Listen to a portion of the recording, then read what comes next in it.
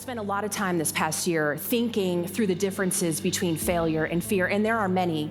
But the most significant is this, that failure is hard.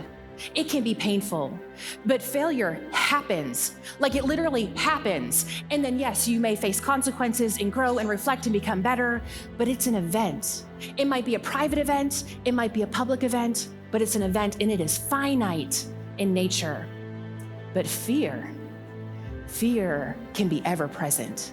It is that constant questioning, that constant doubting of what if? What if I don't meet expectations? What if I'm not successful? What if the worst possible outcome comes to fruition?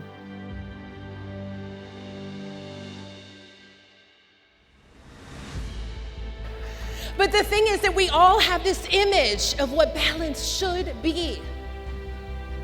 And then we put our real lives on trial to that picture that we have self-created, that is neither realistic nor attainable. And then when we don't meet that expectation that we have self-made that is neither realistic nor attainable, we begin to layer on the shame and the guilt.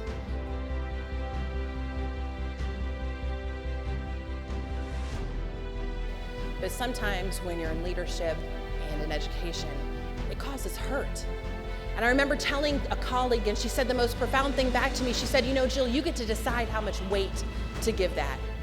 That's not true for all things, right? Matters of life and death. You don't get to decide that. But for so much that falls within our 5%, we do get to decide. And so this notion that we have to understand where that issue falls in the overall context of life, and then adjust the weight that we give it accordingly.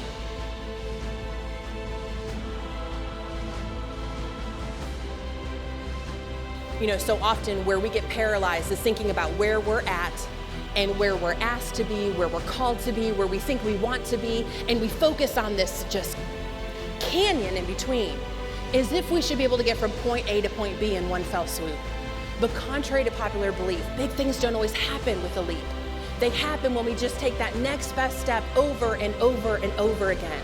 What's the one thing that you can do that will put you on the path to where you want to be? What's that one small thing that you can be faithful to that is going to put you on the trajectory to where you actually want to go?